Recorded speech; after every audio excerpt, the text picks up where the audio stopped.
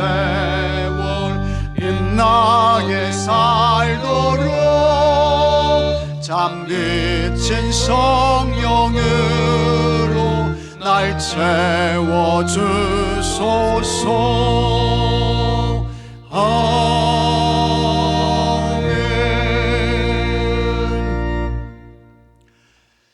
미국의 한 대학촌에 30층 고층 아파트가 있었습니다. 그 아파트 맨 꼭대기 위층에 대학생 3명이 함께 생활하고 있었습니다. 꼭대기층 임대료가 가장 쌌기 때문입니다. 3명의 대학생 중 1명은 법학을 공부하는 법학도였습니다. 그리고 또 1명은 철학을 공부하는 철학도였습니다. 그리고 다른 1명은 신학을 공부하는 신학도였습니다. 어느 날이었습니다.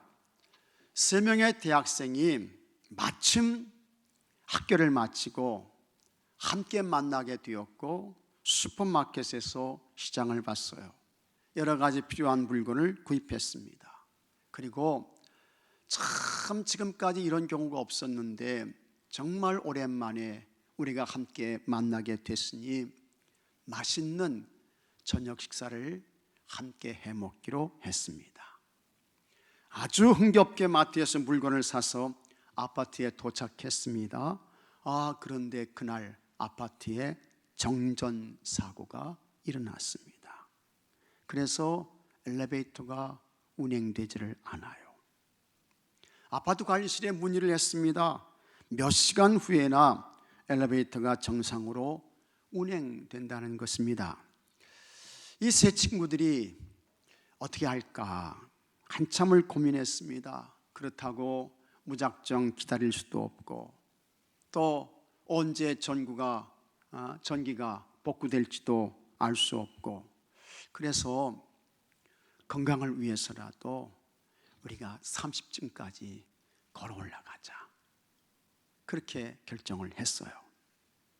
그때에 한 친구가 제안을 합니다. 30층 아파트 꼭대기에 오를 때까지 10층씩 나누어서 자기가 전공하는 과목을 소개하기로 했습니다. 셋이서 가위바위보를 했습니다. 순서가 정해졌어요. 1번 법학도, 2번 철학도, 3번 신학도 순이었습니다. 먼저 법학도가 입을 열었습니다. 인간은 사회적 동물이다. 그러므로 여러 사람들이 모여서 함께 공동체 생활을 하는데 반드시 질서가 필요하다. 그 질서와 사회적 공의를 위해서 법이 꼭 필요하다 하면서 이 법학도가 법의 필요성을 강조했습니다. 그러는 사이에 아파트 10층에 도착했습니다. 다음으로 철학도가 입을 열었습니다. 인생이란 무엇인가? 인생은 어디에서 와서 어디로 가는가? 죽음은 무엇인가? 나는 누구인가? 철학도가 막힘없이 유창하게 철학적인 이야기를 쏟아냈습니다. 그러더니 어느새 20층에 도착했습니다. 힘든 줄 모르고 20층까지 올랐습니다. 이제는 신학도가 말할 차례가 되었습니다. 신학도가 입을 열었습니다. 신학은 모든 학문 중에 가장 심오하다. 신학은 보이지 않는 절대 주권의 하나님께 대한 것이다 하면서 신학의 우월성을 강조했습니다.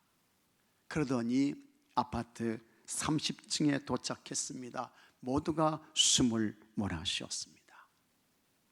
그리고 이제 아파트 문을 열고 들어가려고 하는데 기가 막혔습니다. 신학도가 소리쳤습니다. 열쇠. 아파트 열쇠를 안 가져왔네. 네? 아파트 열쇠를 안 가져온 거예요. 3명의 이 대학생들이 한 집에 모여 사니까 각각의 오가는 시간이 다 달라요. 그래서 그 아파트 열쇠를 관리실에 맡겨놓고 다녔습니다.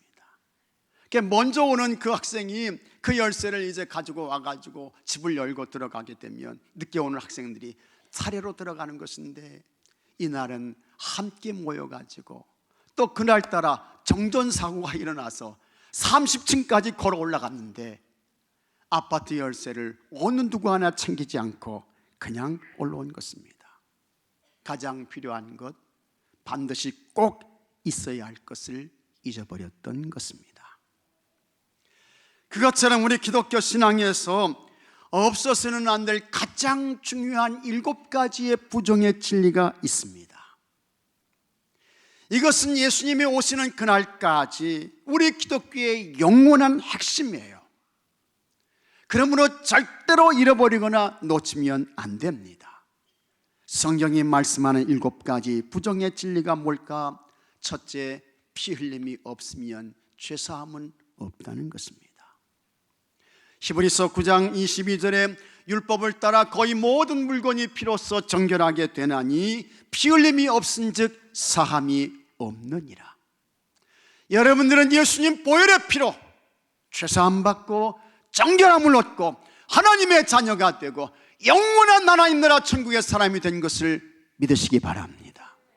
둘째, 믿음이 없으면 하나님을 기쁘시게 할 수 없습니다. 히브리서 11장 6절에 믿음이 없이는 하나님을 기쁘시게 하지 못하나니 하나님께 나가는 자는 반드시 그가 계신 것과 또한 그가 자기를 찾는 자들에게 상 주시는 이심을 믿어야 할지니라. 믿음이 없으면 하나님을 기쁘시게 하지 못해요. 셋째, 행함이 없으면 죽은 믿음입니다. 야고보서 2장 17절에 이와 같이 행함이 없는 믿음은 그 자체가 죽은 것이라. 야고보서 2장 26절에는 영혼 없는 몸이 죽은 것 같이 행함이 없는 믿음은 죽은 것이니라. 여러분의 믿음이 행함의 믿음까지 가셔야 합니다. 피 흘림이 없으면 죄사함이 없다. 믿음이 없으면 하나님을 기쁘시게 하지 못한다. 행함이 없으면 죽은 믿음이다. 모두 부정의 진리입니다. 계속해서 기독교 신앙에서 아주 중요한 부정의 진리가 4개 더 있습니다. 넷째, 사랑이 없으면 아무것도 아닙니다.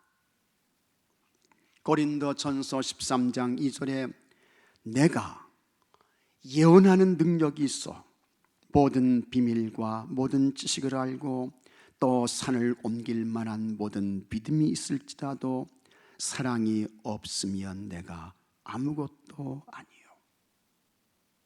사랑이 없으면 아무것도 아니요. 보혜사 성령님께서 성도들에게 각각의 필요한 좋은 은사들을 주세요. 어떤 사람에게는 방언의 은사를 주십니다. 어떤 사람은 그것을 통역하는 은혜를 주세요. 어떤 사람은 예언의 능력도 주십니다. 모든 비밀과 신비를 깨닫는 은사도 주십니다.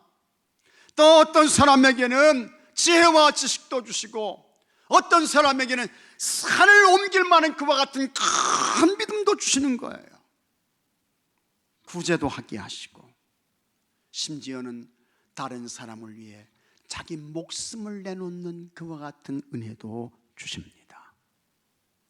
모두 성령님께서 주시는 것입니다. 그런데 그 모든 것을 행하고 남음이 있어도 사랑이 없으면 아무것도 아니라는 것입니다. 소용없다는 거예요. 방언의 은사가 귀하죠. 예언 은사가 귀하죠. 하나님의 신비와 비밀을 깨닫습니다. 얼마나 소중합니까? 예언을 합니다. 산을 옮길 만한 믿음의 사람이 되었습니다. 정말 소중합니다. 심지어는 여러분, 다른 사람을 위해서 자기 목숨까지 내놓아요. 자기 목숨도 희생하는 것입니다. 얼마나 엄청난 것입니까? 그런데 아무리 그렇다 할지라도 거기에 사랑이 없으면 아무것도 아니라는 것입니다. 소용없다는 것입니다. 컴패션이라고 하는 선교단체가 있습니다. 이 컴패션 선교단체는 소외당한 아이들, 어둠과 그늘 속에서 사는 처해 있는 그와 같은 아이들을 돌보고 관리하고 양육하는 그와 같은 사역을 감당하는 선교단체입니다. 이 선교단체의 대표가 서정인 목사님이라는 분입니다. 이분이 책을 하나 냈습니다. 고맙다. 책 제목이 고맙다입니다. 고맙다라는 이 책을 냈는데 이 책에 이런 내용이 나옵니다. 이 서정인 목사님께서 백혈병을 앓고 있는 한 여자아이에게 골수를 이식해 주었습니다. 이게 이제 골수가 맞아야 이게 이식이 되지 않습니까? 그래서 이게 잘 맞아서 목사님께서 이 여자아이에게 골수를 이식해 줬는데 몇 년 전까지만 해도, 요즘은 그렇게 하지 않는 걸로 알고 있습니다. 골수 이식을 하기 위해서는 병원에 입원해야 돼요. 그 다음에 전신 마취를 하고 이 척추뼈에서 골수를 뽑아내서 이제 골수를 이식했습니다. 그런데 그 과정에서 의료사고가 있어서 목사님께서 굉장히 어려움을 겪으셨던 것 같습니다. 그래도 다행히 골수를 이식해 주었고 아이의 건강이 회복되는 것처럼 보였습니다. 그런데 5개월이 지난 후에 이 아이에게 백혈병이 재발을 했습니다. 그래서 병원에서 다시 연락이 왔어요. 한 번만 더 골수를 기증해 주셨으면 좋겠습니다. 이 아이는 이제 더 이상 다른 사람의 골수를 받을 수 없게 되었습니다. 이런 연락이 온 것입니다. 그런데 이 아이에게 다시 골수를 이식해 주어도 이 아이가 살 수 있는 확률은 여러분 1%였습니다. 1%. 그러니까 병이 굉장히 심각한 거예요. 거의 살 가능성이 없는 것입니다. 그때에 그 가족들이 이제 그 의료 사고도 있고 해서 이번에는 하지 말라고, 안 된다고 말립니다. 특히 사모님이 이제 하면 안 된다고 말렸습니다. 매제 되시는 분이 의사였는데 그 의사 되는 이분도 하지 말라고 말렸어요. 주변 사람들이 모두 말렸습니다. 그래서 생각하다가 병원에 이번에는 어렵겠습니다 하고 통보를 했습니다. 그러나 목사님의 마음이 편치가 않아요. 편치가 않습니다. 그때에 마음의 부담감을 떨쳐내려고 만나는 사람마다 그 이야기를 했고, 서 목사님의 이야기를 들은 사람들은 모두 한결같이 목사님께 하지 말라고 이야기를 했습니다. 사람들이 말합니다. 목사님, 어떻게 2번씩이나 할 수 있어요? 목사님 잘하셨어요. 목사님 몸도 약하시고 할 일도 많으신데 잘하셨어요. 그리고 이 서 목사님은 이와 같은 사람들의 이야기를 들으면서 생각했습니다. 그래, 맞아. 나는 할 만큼 했어. 이 정도면 충분하지. 그런 중에 목사님께서 에콰도르로 선교 여행을 떠나시게 됩니다. 그리고 그곳에서 어떤 장로님을 만납니다. 그분에게도 자신의 이야기를 다 합니다. 하지 않아도 된다는 확인을 그 장로님에게서도 받고 싶었던 것입니다. 그런데 이 장로님이 그 이야기를 다 듣고 목사님께 말합니다. 목사님, 골수 이식하세요. 하라는 거예요. 그러면서 하는 이야기가, 제 큰아이가 백혈병으로 오래전에 세상을 떠났습니다. 그 아이의 부모의 심정은 말할 수 없이 힘들 것입니다. 힘들죠. 힘들어요. 그 아이가 살고 죽고를 떠나 그 아이와 부모에게 하나님의 사랑을 전하는 기회가 되지 않겠습니까? 목사님이 호텔로 돌아왔습니다. 마음이 답답해요. 이거 어떻게 해야 될까? 그때에 목사님 하나님께 간절히 기도합니다. 주의 도움과 은혜를 구하며 간구해요. 그때 하나님께서 목사님에게 감동을 주시면서 이렇게 말씀하셨습니다. 만약 그 아이가 내 친딸이었다면 너는 그 아이를 포기할 수 있겠니? 설사 1%의 가능성밖에 없다고 해도. 그리고 하나님께서 이 목사님의 가슴에 못을 박듯이 마음을 울립니다. 그 아이는 내 것이라. 그 아이는 내 것이라. 병원과 아이의 부모에게 생각이 바뀌었다고 전하기가 민망했습니다. 그래서 이 서목사님께서 장문의 긴 편지를 써요. 눈물이 막 쏟아집니다. 그 편지의 제목이 부끄러운 목사입니다. 그러면서 그간의 마음과 상황을 솔직하게 적었습니다. 하나님의 마음에 항복했기에 걸수이식을 한다는 것이었습니다. 그리고 편지 마지막 맨 끝부분에 이렇게 적습니다. 우리 예수님께 매달립시다. 아이가 죽고 사는 것은 하나님이 정하셨다고 믿습니다. 우리 예수님을 붙잡읍시다. 목사님께서 한국으로 돌아오셨습니다. 병원에 가서 이식 준비를 하고 있는데 아이의 어머니에게서 답장이 왔습니다. 5장의 긴 편지였는데 그 장마다 눈물이 떨어진 흔적이 보였습니다. 한 번도 아니고 2번씩이나 걸수이식을 해주셔서 감사합니다. 딸내가 묵인실에서 너무 고통스러워하고 있어 감사의 편지를 쓸 겨를도 없었습니다. 저는 목사님이 얘기하는 예수님이 누구인지는 잘 모르지만 예수님께 매달리겠습니다.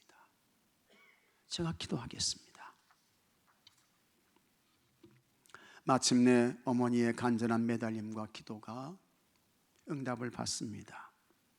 목사님께서 이 아이에게 걸수이식을 해주었고 그 아이는 지금까지 건강하게 잘 지내고 있습니다. 그리고 온 가족이 함께 교회에 나가고 있으며 이 아이의 아버지도 다른 아이에게 걸수를 이식해 주었다고 합니다. 참 감사한 것입니다.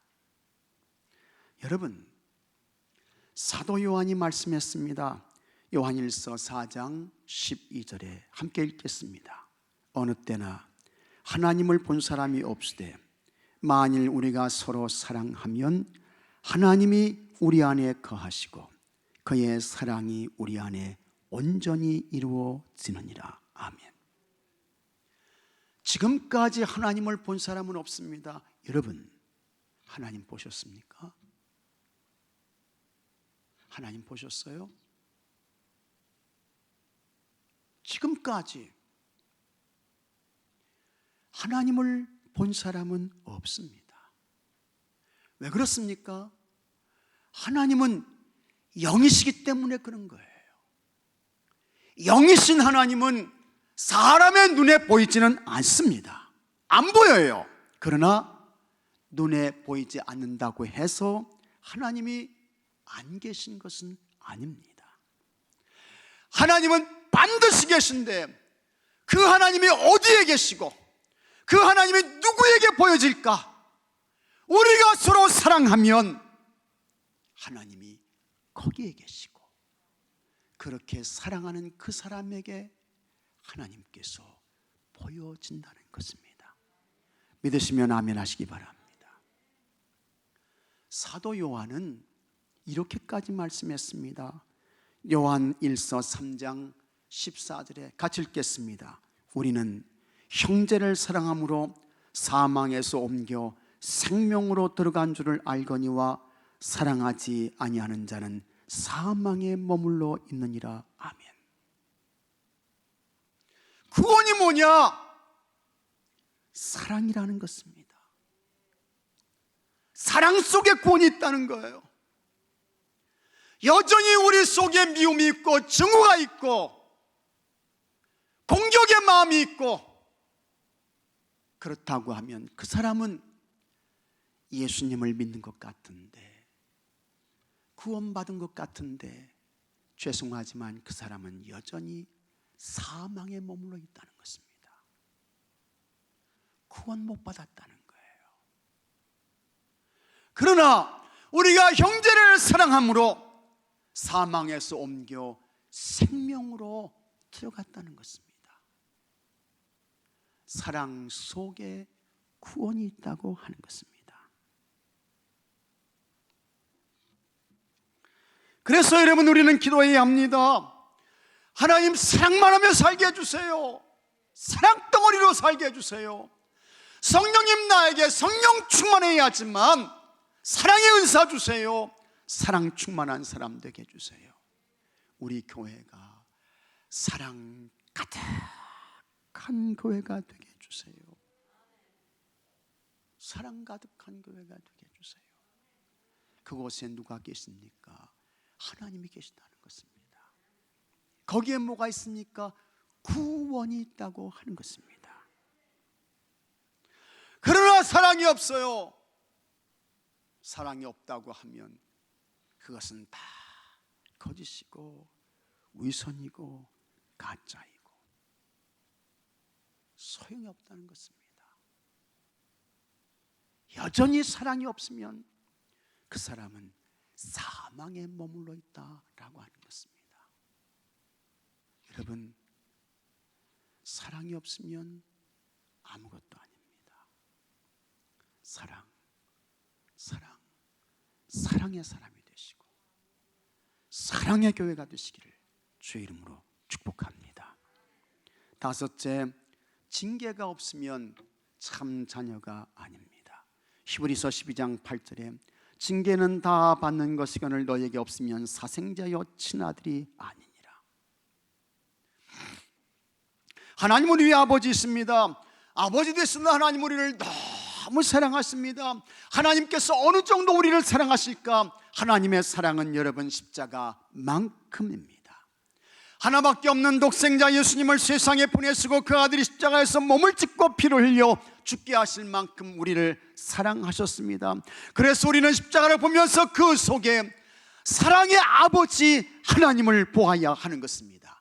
여러분, 우리는 빌라도가 예수님을 죽인 것으로 생각합니다. 아니에요. 로마 병사가 예수님을 십자가에서 처형한 것으로 착각해요. 그렇지 않습니다. 대제사장들과 서기관들이 예수님을 십자가에 못 박은 것으로 간주합니다. 아닌 것입니다. 예루살렘 유대인들이 예수님을 십자가에 죽게 한 것으로 여깁니다. 그러나 그렇지 않습니다. 예수님을 십자가에서 죽게 하신 분은 하나님께서 하신 거예요. 하나님께서 그 일을 하셨습니다. 왜 하나님께서 독생자 예수님을 십자가에서 죽게 하셨을까? 죄와 허물로 죽은 인생들을 구원하시기 위해서인 것입니다. 죄와 허물로 죽은 인생들이요. 아버지 하나님께서 그 일을 하셨습니다. 그래서 예수님께서 십자가에서 죽으실 때에 오셨던 분은 하나님이십니다. 통곡하셨던 분은 하나님이세요. 눈물을 쏟으며 절규하셨던 분 하나님이십니다. 그곳에 놀라운 하나님의 사랑이 있는 것입니다. 하나님의 사랑은 자식을 내놓은 사랑이에요. 자식을 내놓은 사랑. 자식을 죽게 한 사랑. 자식을 죽게 한 사랑. 그 정도로 하나님의 사랑은 하늘보다 높은 사랑, 하나님의 사랑은 바다보다 깊은 사랑, 하나님의 사랑은 우주보다 넓은 사랑입니다. 그리고 그렇게 하나님은 여러분 사랑하시기 때문에 징계하시는 거예요. 사랑하시기 때문에 매를 때리시는 것입니다. 그리고 그와 같은 징계와 매가 없다고 하면 그 사람은 친아들이 아니다라고 하는 것입니다. 버림받은 사람이라는 것입니다. 그래서 버나드 쇼라는 사람이 이렇게 기도했습니다. 주여, 나에게 노하여 주옵소서. 하나님, 나를 징계해 주세요. 하나님의 매로 나를 때려주세요. 버나드 쇼가 그렇게 기도했던 것입니다. 하나님의 징계는 여러 가지로 나타날 수 있습니다. 유다의 세 번째 왕 아사, 훌륭한 사람, 좋은 사람이었습니다. 그런데 이 아사가 나중에 하나님 의지해야 되는데, 더 하나님께로 가까이 가야 되는데 아람 왕을 의지해요. 시리아 왕께 기대는 것입니다. 그러자 하나님께서 아사 왕에게 매를 드셨습니다. 역대하 16장 12절에 아사가 왕이 된 지 39년에 그의 발이 병들어 매우 위독했으나 병이 있을 때 그가 여호와께 구하지 아니하고 의원들에게 구하였더라. 또 북이스라엘 왕 아합 때에는 하나님께서 얼마나 악하고 불의했던지 징계를 하시는데 하늘문을 닫으십니다. 3년 6개월 동안 하늘문을 닫으셨어요. 그때에 비와 이슬이 한 방울도 내리지 않았습니다. 하나님의 징계인 것입니다. 전쟁으로 징계하신 경우도 있습니다. 사사기 6장 1절에 이스라엘 자손이 또 여호와의 목전에 악을 행하였으므로 여호와께서 7년 동안 그들을 미디안의 손에 넘겨주시니 미디안의 손이 이스라엘을 이긴지라.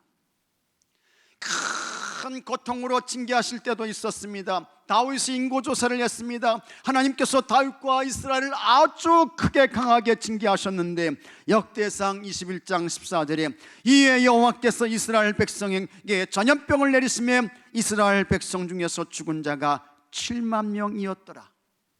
그러나 이 모든 것은 사랑하시기 때문에 주시는 징계인 것입니다. 그리고 이와 같은 하나님의 징계를 받을 때에 사랑하시기 때문에 주시는 징계이고 사랑하시기 때문에 때리는 매이시기 때문에 절대로 여러분 원망하면 안 됩니다. 불평하지 마십시오. 하나님 왜 나를 때리시나요? 왜 나를 징계하십니까? 원망하면 안 돼요. 하나님, 나를 징계하시네요. 나를 때리시네요.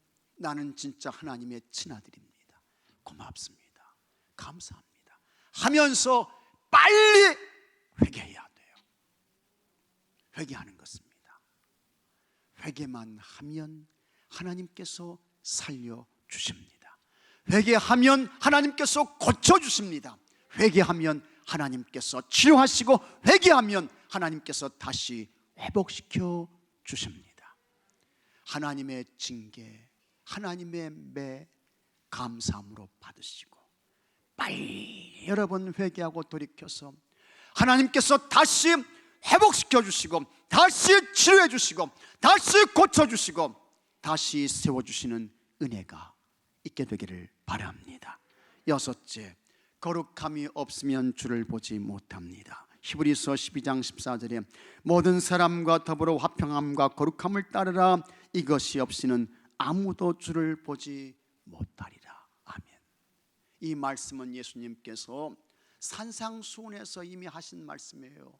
마태복음 5장 8절에 마음이 청결한 자는 복이 있나니 그들이 하나님을 볼 것이며 거룩이 없으면 하나님을 보지 못한다. 마음이 청결한 자는 하나님을 보게 된다. 예수님이 하신 말씀인 것입니다. 거룩이라고 하는 것은 헬라어로 하기오스라고 합니다. 히브리 말로는 카도시라고 하고요. 하기오스. 이 말은 구별하는 거예요.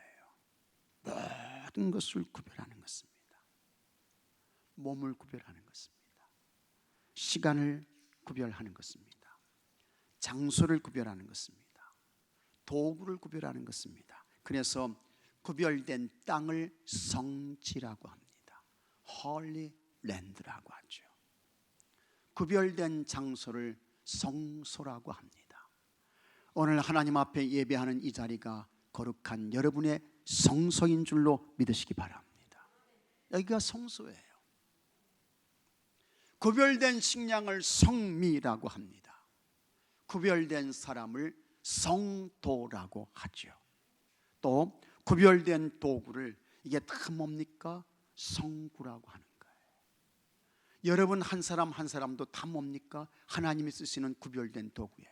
성구예요. 동시에 뭡니까? 성전인 것입니다. 이렇게 우리에게 있는 모든 것들을 다 구별하는 것입니다. 그리고 그렇게 구별된 것을 하나님께 드려요. 하나님께 바쳐요. 그것이 거룩이고, 그와 같은 거룩한 삶 속에서 우리 하나님을 만나게 되는 것입니다. 특히 우리가 거룩하게 구별해야 할 아주 중요한 첫 번째 최고의 것이 있습니다. 그것은 여러분 마음입니다. 하나님 앞에서 마음 잘 지키시고 여러분의 마음을 잘 구별해서 하나님이 기뻐하시는 거룩한 산제물로 하나님께 올려드리십시오. 왜 그런지 아십니까? 하나님은 우리의 마음을 살피셔요. 여러분의 마음을 하나님께서 보시는 것입니다. 시편 7편 9절에 같이 한번 읽어보겠습니다. 의로우신 하나님이 사람의 마음과 양심을 감찰하시나이다. 다 같이 아멘. 의로우신 하나님이 사람의 마음과 양심을 감찰하시나이다. 우리의 마음을 보신다고요. 마음을 성별해서 하나님께 잘 올려드리세요. 데살로니가전서 2장 4절에는 오직 하나님께 옳게 여기심을 입어 복음을 위탁받았으니 우리가 이와 같이 말하면 사람을 기쁘시게 하려 함이 아니요 오직 우리 마음을 감찰하시는 하나님을 기쁘시게 하려 함이라. 아멘. 우리의 모든 말과 행실의 첫 출발이 어디입니까? 마음이에요. 마음. 그래서 마음이 먼저 가고 몸이 가고 손이 가고 발이 가는 것입니다. 마음 잘 지키셔야 돼요. 마음 잘 지키셔야 돼요. 이 마음을 잘 지켜서 하나님께 여러분 올려드리셔야 됩니다. 그래야 거룩을 빼앗기지 않습니다. 그래야 거룩을 지켜요. 그리고 우리 가운데 찾아오시는 하나님을 뵙게 되는 것입니다. 여러분이 항상 하나님 앞에 있음을 잊지 않으시기 바랍니다. 하나님께서 내 앞에 계세요. 여러분 앞에 계신 것입니다. 그 하나님을 의식하고 마음 잘 지켜서 자기를 쳐서 복종시켜서 여러분 거룩의 삶을 사시고 그와 같은 거룩을 통해 하나님을 뵙는 은혜가 있게 되기를 바랍니다. 여기서 하나님을 뵙는다고 하는 것은 눈으로 우리가 하나님을 본다는 그런 의미가 아니에요. 하나님을 뵙게 된다는 것은 하나님의 감동을 받는 거예요. 성령님의 음성을 우리가 듣는 것입니다. 고별된 거룩의 삶을 통해 하나님을 뵙고 하나님의 인도와 하나님의 지시를 받는 은혜가 여러분들에게 있게 되기를 바랍니다. 일곱째, 예수님이 아니면 아무것도 할 수 없습니다. 요한복음 15장 5절 말씀 다 같이 읽겠습니다. 나는 포도나무여 너희는 가지라. 그가 내 안에 내가 그 안에 거하면 사람이 열매를 많이 맺나니 나를 떠나서는 너희가 아무것도 할 수 없습니다. 아멘. 나를 떠나서는 너희가 아무것도 할 수 없습니다. 예수님 안에 있지 않으면 아무것도 할 수 없다는 거예요. 열매가 없다는 것입니다. 홍 열매를 맺었다 할지라도 그것은 영, 공이라는 것입니다. 맞아요. 정말 그렇습니다. 예수님이 없으면 죄사함 없습니다. 영생 없습니다. 하나님 나라 없습니다. 천국 없습니다. 기쁨이 없습니다. 평강이 없습니다. 인생의 행복과 가치도 없습니다. 뿐만 아니라 아무리 세상에서 수고했어도 혹 열매를 거뒀다 할지라도 그것은 헛것, 허탕치는 것, 나중에 가장 비극적인 인생으로 맞춰지게 되는 것입니다. 그러니 예수님이 꼭 계셔야 합니다. 예수님이 여러분 구원의 길입니다. 예수님의 구원의 진리입니다. 예수님은 영원한 생명입니다. 때문에 예수님만 있으면 모든 것이 있는 것입니다. 믿습니까 여러분? 믿으시면 큰 소리로 아멘 하시기 바랍니다. 아멘이죠. 아멘인 것입니다. 반면에 예수님이 없어 보십시오. 예수님께 속해 있지 않아요. 세상 모든 것을 소유했어도 그 사람은 없는 거예요. 없는 것입니다. 허탕인 것입니다. 어떤 시인이 이런 말을 했습니다. 모든 종류의 마지막은 각각의 죽음이다. 맞습니다. 옳은 이야기예요. 사람으로 태어나서 죽음을 피할 수 있는 인간은 단 한 사람도 없습니다. 그 마지막의 죽음이 모든 사람들에게 다가오고 있습니다. 이 죽음이 갑자기 올 수도 있고 천천히 올 수도 있고 생각지 못한 어떤 한순간에 올 수도 있습니다. 그래서 북유럽의 성자라고 불려지는 오할레스비가 이렇게 충고했습니다. 당신의 마지막이 아름답도록 기도하십시오. 참 귀한 이야기예요. 당신의 마지막이 아름답도록 기도하십시오. 그런데 우리가 여러분 이 세상의 마지막 죽음을 맞을 때에 가장 아름다운 마지막을 맞는 최선의 방법이 뭘까? 예수님 안에 있는 것입니다. 그게 가장 아름다운 마지막을 맞는 최선의 방법인 것입니다. 왜 그렇습니까? 예수님께 구원이 있어요. 예수님께 영생이 있어요. 예수님께 하나님 나라 천국이 있습니다. 때문에 예수님 안에서 가장 아름다운 죽음을 맞을 수 있는 것입니다. 여러분들이 다 이렇게 되시기를 주의 이름으로 축복합니다. 축복합니다. 그리고 아직 예수님 안에 있지 않은 많은 사람들에게 예수님만이 구원의 길이고 진리이고 생명이며 구원의 문이 됨을 전해서 그들도 예수님 안에서 가장 아름다운 마지막을 맞는 선한 길로 인도하시는, 이끄시는 여러분들이 되시기를 바라고, 그래서 그와 같은 모든 사람들도 예수님 안에서 가장 아름다운 마지막을 맞는 은혜와 복이 있게 되기를 바랍니다. 다 같이 기도합시다. 하나님 아버지 감사합니다. 오직 사랑만 하며 살게 해 주옵소서. 하나님께서 사랑하시기 때문에 징계하시고 매를 뜨시는데 기쁨으로 받게 하여 주시옵시고 그 징계를 통해 더 성장하고 성숙하게 하여 주옵소서. 마음이 청결한 자, 하나님 마음을 성별해서 바치는 거룩한 자들, 그들이 하나님을 보게 된다고 했는데 그러한 은혜가 있어지게 하여 주시옵시고 예수님 안에 있으므로 가장 아름다운 마지막을 맞는 주의 모든 성도들이 되게 하여 주시옵소서. 우리 주 예수 그리스도 이름으로 기도하옵나이다. 아멘. 이 시간 치유와 회복